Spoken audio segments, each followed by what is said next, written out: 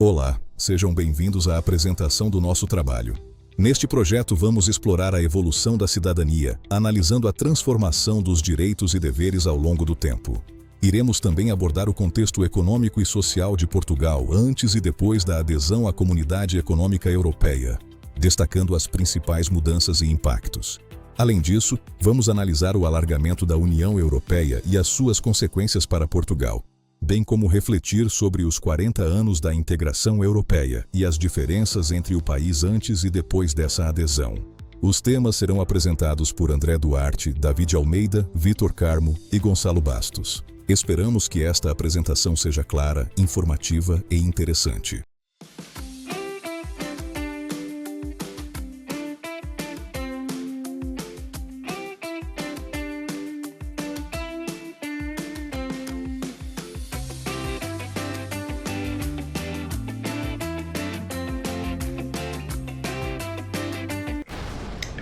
Olá, eu vou apresentar o impacto da adesão de Portugal na construção da cidadania europeia, com foco nos direitos e deveres dos cidadãos.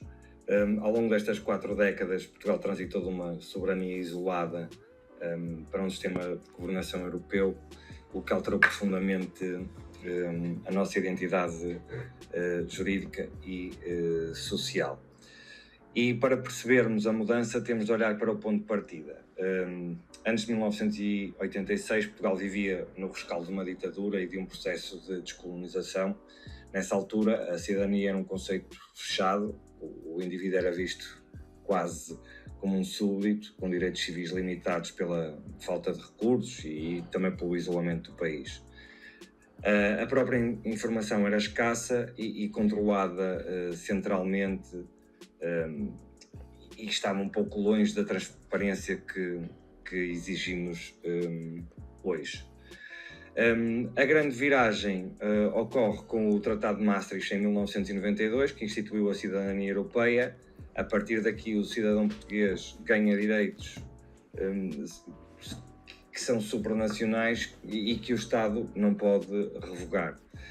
Falo de coisas que hoje damos como garantidas, não é? Circular e trabalhar livremente na Europa, ou o direito de voto, quer em eleições europeias, quer em eleições autárquicas, independentemente do local onde residimos. Também destacar a Carta dos Direitos Fundamentais e a informação. Em 2009, a Carta dos Direitos Fundamentais reforçou esta proteção. Gostava de destacar 2 pontos essenciais da minha análise. O artigo 11º consagra a liberdade de expressão e de informação sem fronteiras. E isto obriga as instituições a uma transparência e prestação de contas que não existia antes de 1986. E o artigo 47, que garante o acesso a uma justiça imparcial, protegendo-nos através de uma estrutura comum aos países europeus. Por fim, considero que passamos de súbditos a cidadãos com direitos que são inalienáveis, não é? Como referiu a Presidente da Comissão Europeia nas comemorações dos 40 anos, Portugal regressou ao seu lugar de direito e no coração da família europeia. Hoje, ser português é plenamente ser europeu, e isso é tudo o que significa esta transição, esta adesão à União Europeia, estes 40 anos, daquilo que eram os deveres e os direitos antes e os que temos hoje. Então, eu agora vou falar sobre o contexto económico e social antes da adesão à União Europeia e depois da adesão à União Europeia de Portugal. Antes da adesão à União Europeia, Portugal tinha uma economia atrasada, em que a supremacia rural era muita, tínhamos também uma baixa industrialização, tinha uma fraca competitividade externa. Um fator negativo também antes da adesão à União Europeia era a guerra colonial, em que havia o desvio de recursos do Estado por causa da guerra, travando a modernização económica. Também no âmbito social, havia uma fragilidade social, em que havia baixa escolarização, desigualdade urbano-rural e uma sociedade conservadora. Já depois da adesão, a integração trouxe modernização real, mas não eliminou todos os desequilíbrios estruturais. Foi positiva no âmbito das infraestruturas, em que havia fundos comunitários investidos em agricultura, pescas, indústria e educação, e as regiões como os Açores e a Madeira tinham apoio específico. No âmbito da educação, houve uma redução do analfabetismo, expansão do ensino superior, reforço de políticas sociais e ambientais. Mas também havia desafios, como o envelhecimento da população, desigualdades, dependência de financiamento da União Europeia e o euroceticismo crescente. À União Europeia, ao alargamento da União Europeia, especialmente o de 2004, houve a entrada de vários países da Europa Central e de Leste. Estes países tinham custos de produção mais baixos e economias semelhantes à portuguesa, o que aumentou bastante a concorrência, sobretudo nos setores mais tradicionais, como a indústria têxtil e a indústria do calçado. Na altura, Portugal foi considerado um dos países que mais poderia perder com este alargamento. Isto aconteceu porque muitas empresas portuguesas não estavam devidamente preparadas para entrar no mercado e competir e ser desafiada, sobretudo com preços mais baixos, o que levou, portanto, à perda de competitividade em alguns destes setores, sobretudo a do calçado, que era um setor também que era bastante preponderante em Portugal. Isto aconteceu porque muitas portuguesas, muitas empresas ainda não tinham bem traçado todos os seus desenvolvimentos, desde as fases primordiais até à sua fase de desenvolvimento, de conclusão.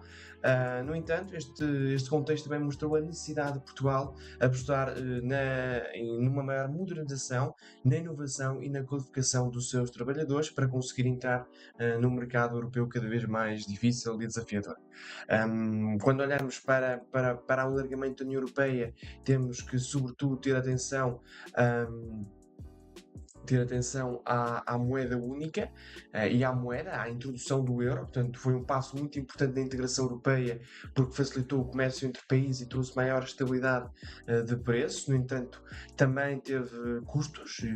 Ao aderir o euro, Portugal deixou de ter controle sobre a sua política monetária, ou seja, já não pode, por exemplo, desvalorizar a moeda para corresponder ou para responder a crises económicas. Isso fez com que alguns problemas estruturais da economia portuguesa, como a baixa produtividade, se tornassem cada vez mais salientes, mais visíveis, ou seja, sem instrumentos, sem aplicações próprias para ajudar a economia. Portugal passou a depender de soluções a nível europeu. Portanto, ficou dependente de países que pertencem ao Estado-membro da União Europeia.